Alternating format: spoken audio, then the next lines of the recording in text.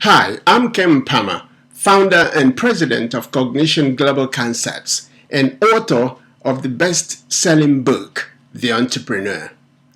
Over the past 5 years, I have been coaching and training entrepreneurs and business owners on how to build successful businesses and multiply productivity and profit.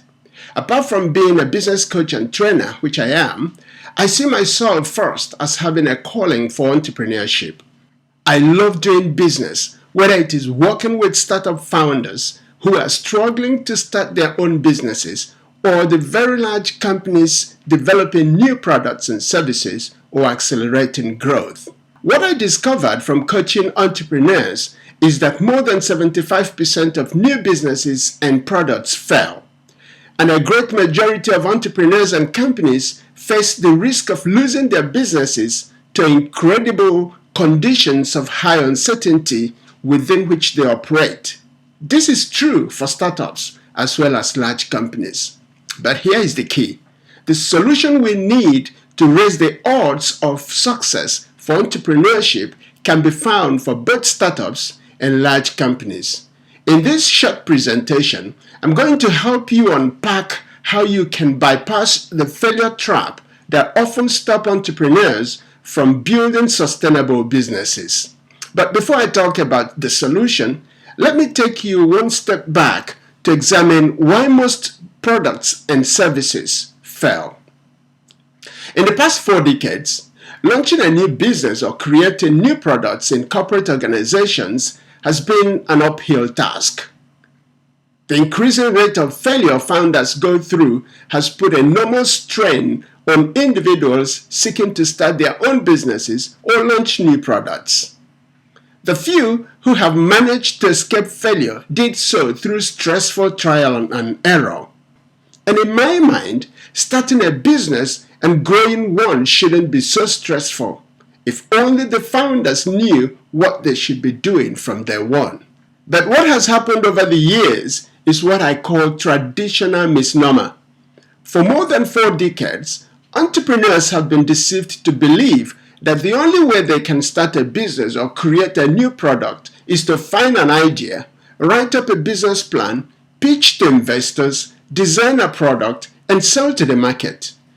They only come to the realization that nobody wants to buy what they built after they had tried so many times to sell without success.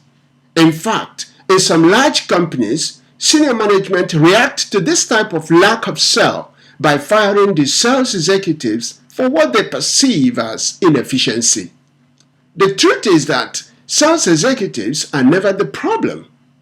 What if senior management had fired the product instead of sales executive? The reason why businesses and products fail is not because that founders and business executives do not build exactly what they have in mind. They fail because they waste too much time and money building something that nobody in the market wants to buy. In other words, they fail to find a market fit for their products. As we experience astronomical increase in microchip technology, especially in recent times, there is no doubt in my mind that anyone can build anything he or she wants. But in order for what we build to pass the test in the market, 2 important questions need to be addressed. 1, can we build it? Well, technically speaking, we need to convince ourselves that we can transform our ideas into reasonable hypotheses and be able to build products and services to the minutest specifications as we have it in mind. For most people, this is a yes. But the second question, which is most important, is, will someone care? Well, again, this is the million-dollar question that often stretches our creativity and ability to innovate. What this question is trying to resolve is whether we are able to find enough customers who will be willing to buy our products so we can build sustainable, profitable business around that product.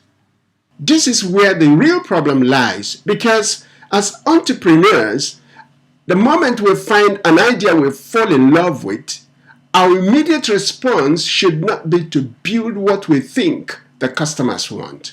Instead, we should take steps to learn and understand the pains that customers are facing. Then we can create sufficient features into our products and services to solve those pains. Until we get this right, tendency is that we will build what we think that customers would like. But here's the thing. This is where the problem begins, because in order to create products and services that customers want, we need to first formulate hypotheses about our idea or vision on a business model. Well, here, Alexander Osterwalder's business model canvas is a great tool anyone can use to achieve this. This is where most entrepreneurs and business developers get it wrong. We need to develop value propositions that align with the need of a particular customer segment in the market. Our value propositions should be able to capture answers for questions such as, what is it that we are bringing into the market? In other words, what pains and needs are our products and services going to solve for the customer? We also need to understand the size of the market, which means how many customers are in the market that have the problems that we are creating solutions for. And after formulating our hypotheses, which are mere assumptions and guesses, we need to get out of the building, as Steve Blank would say, to test and validate these hypotheses. And until we do this, we cannot say for sure that we have successfully created what a customer wants. As you can see, the entire process of formulating hypotheses, designing a business model, and validating hypotheses falls within what we call search for the market. This is exactly what startups and new product developers should seek to do first before launching their products. The reason we search for a market is to be able to create a relationship between our value propositions, in other words, what we are offering, and the customer segments who are the people having the problems we want to solve. This relationship is important, and it's also known as product market fit. To find a market fit helps entrepreneurs to figure out whether enough customers exist who are having the problems that they're creating solutions for. You don't want to create product that nobody cares for, would you?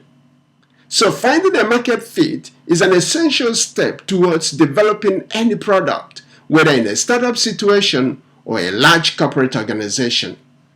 But what do traditional entrepreneurs do?